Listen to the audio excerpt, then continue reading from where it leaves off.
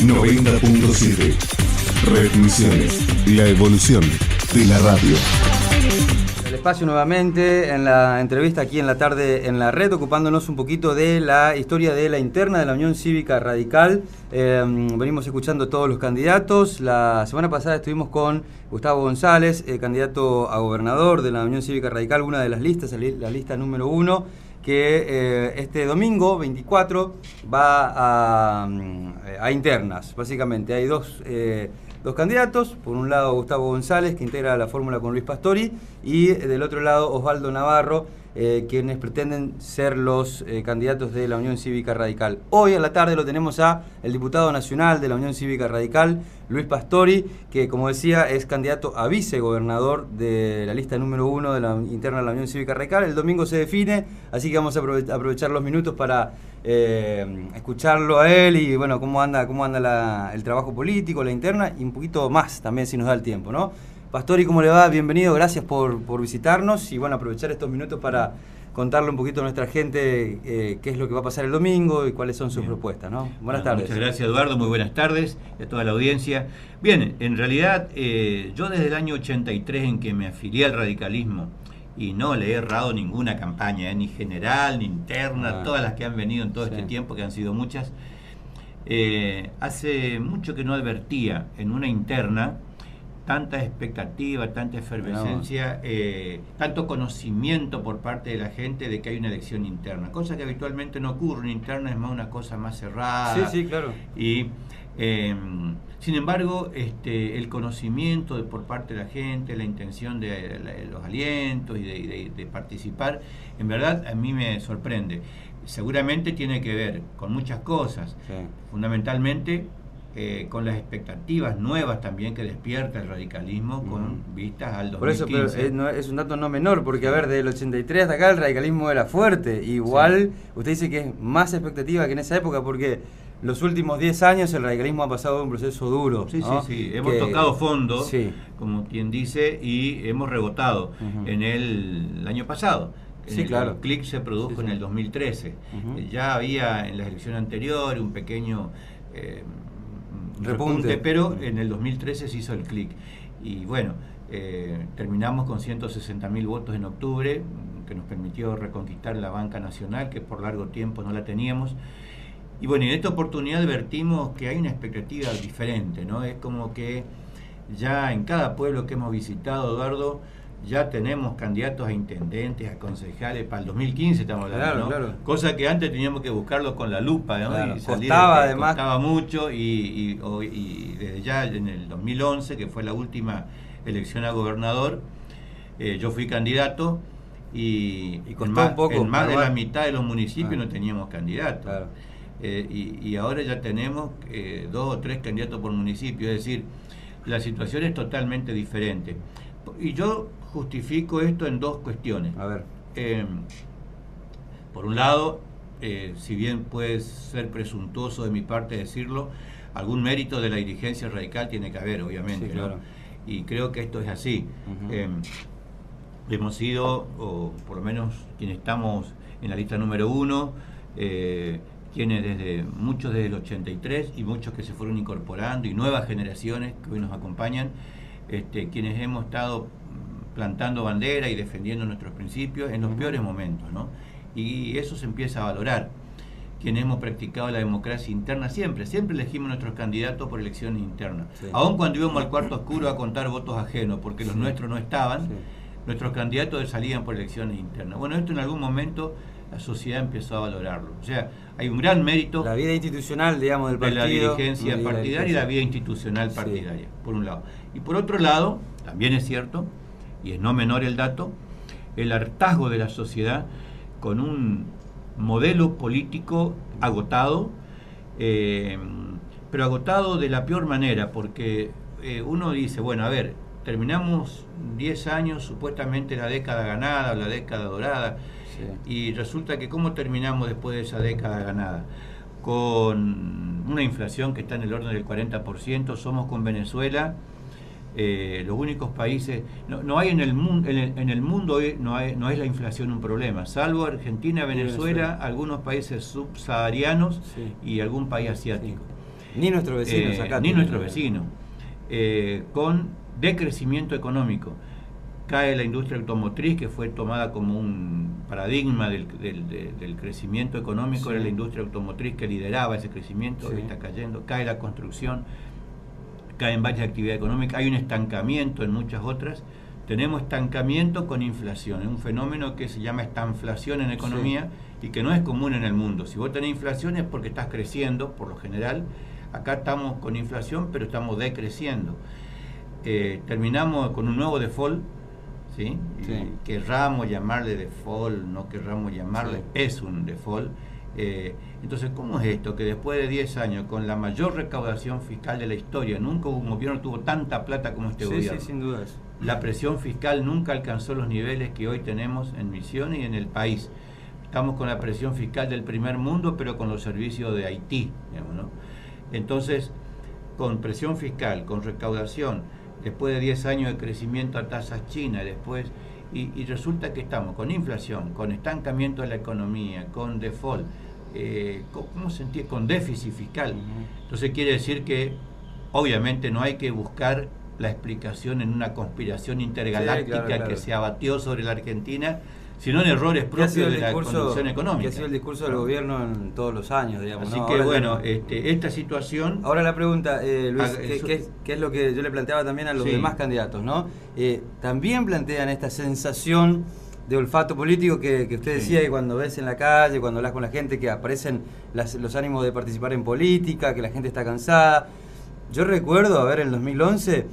uno pensaba que estaba el mismo clima, el mismo escenario. En la calle uno escuchaba eso, por lo menos daba esa sensación. Y después finalmente el resultado electoral, tanto sí. En lo nacional, sobre todo en lo nacional, sorprendió con el 54%. Sí, creo que a partir de la muerte de Néstor Kirchner, sí. Eso también jugó eso le salvó en 2011, sí. Y es probable que haya...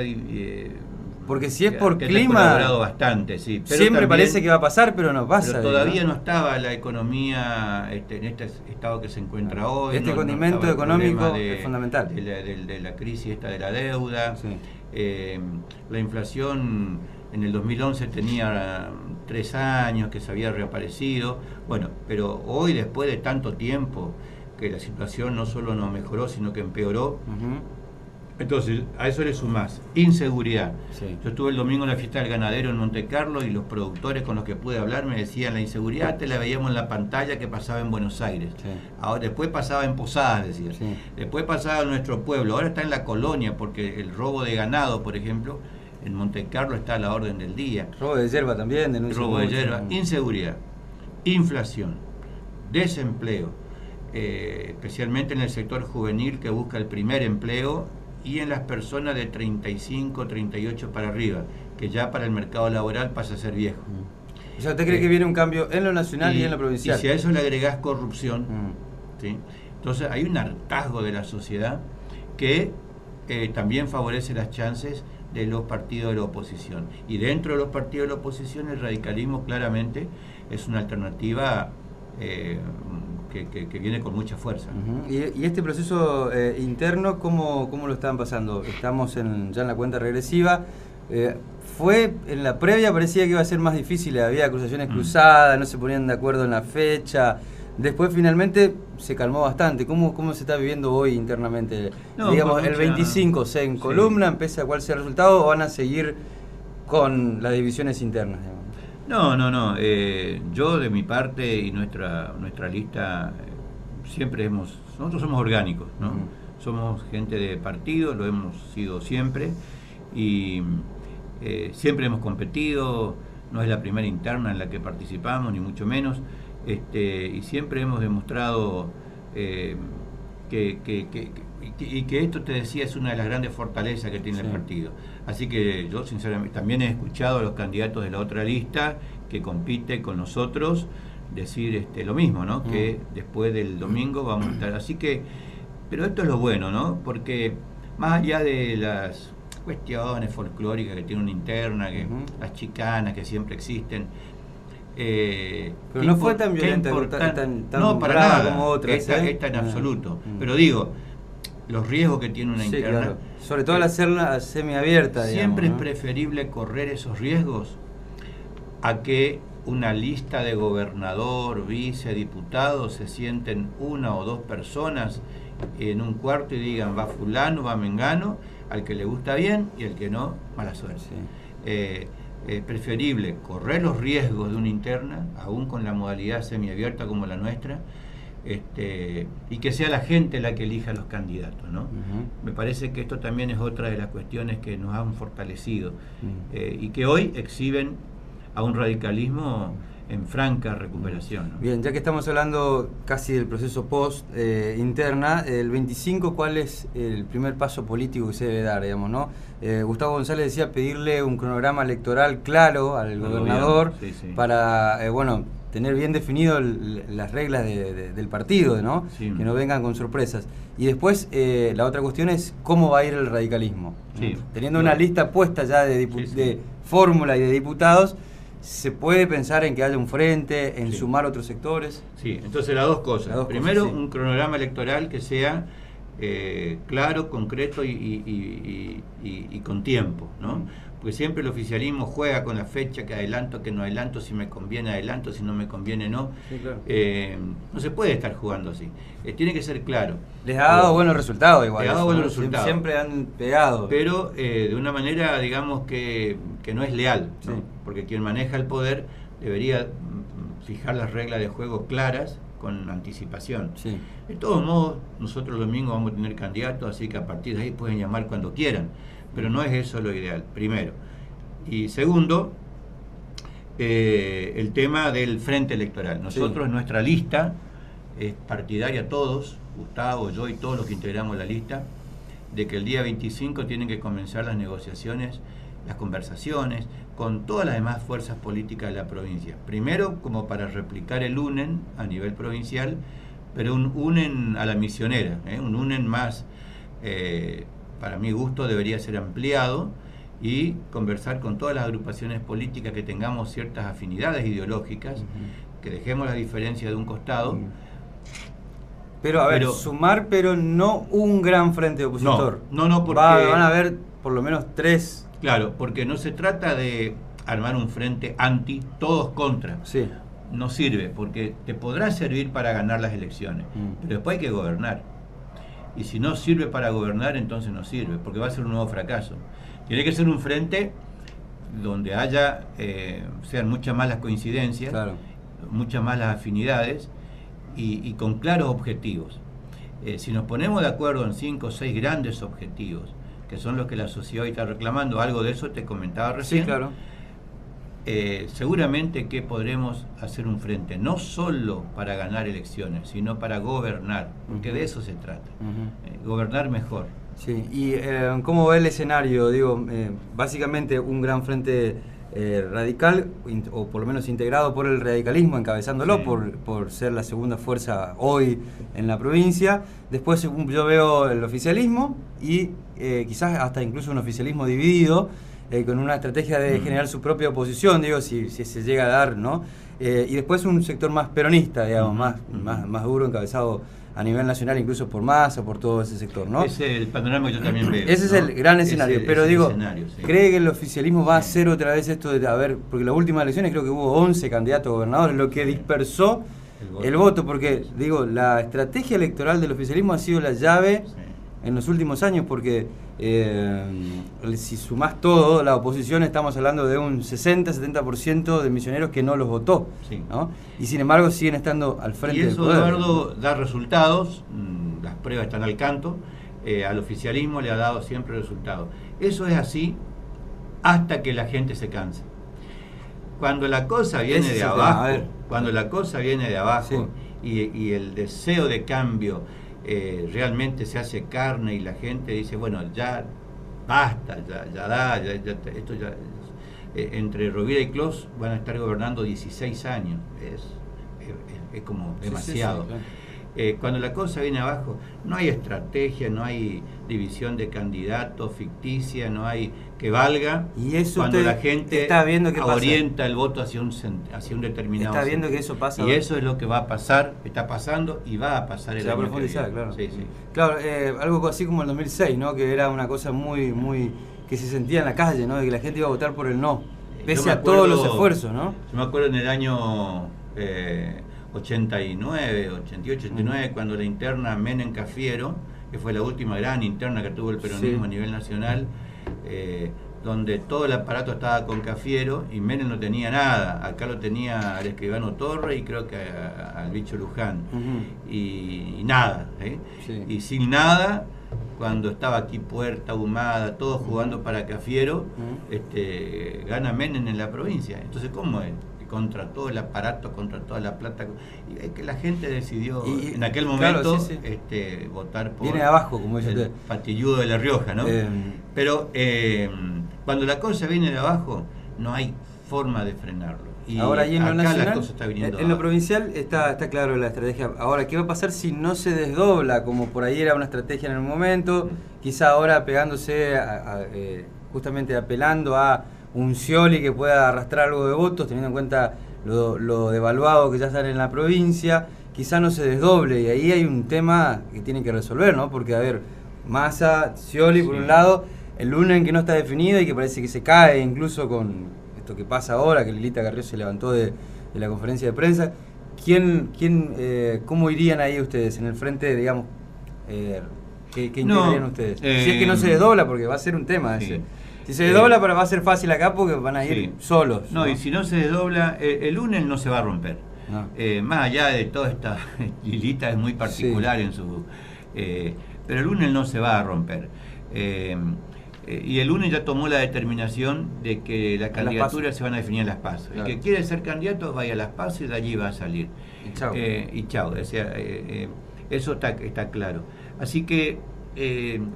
tal vez lo nacional, por todos estos condimentos que recién decías, es más complejo, ¿no? El panorama que en lo provincial, que está ya un poco bastante más claro. Más decantado. Sí, más decantado.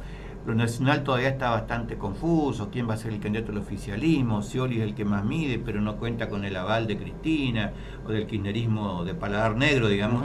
Que por ahí parece que lo apoyan a Randazzo, por ahí parece que lo quieren impulsar a Kicillof, por ahí aparece Julián Domínguez, por ahí aparece Aníbal Fernández, por ahí... Bueno, esto está bastante todavía confuso, pero el Frente Amplio UNEN no se va a romper el día 1 de octubre, yo en lo personal y Gustavo González también, y la mayoría de los que integramos nuestro equipo estamos apoyando la candidatura de Ernesto Sanz, que hace un lanzamiento el día 1 de octubre en Buenos Aires.